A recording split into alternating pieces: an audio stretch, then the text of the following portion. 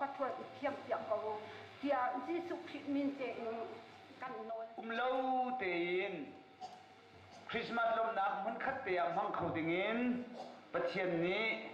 lam akan throi tu jing chan zonga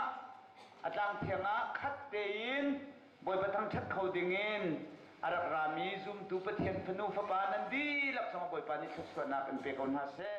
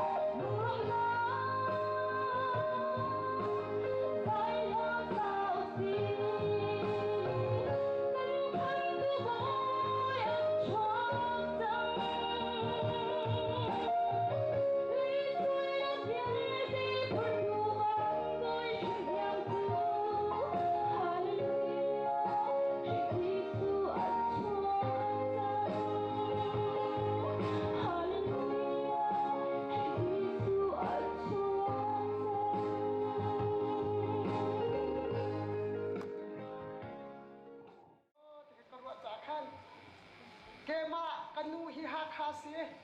kapa he longo si chutun kapa afam fa pasne si pasani chuta tun atu zong a upa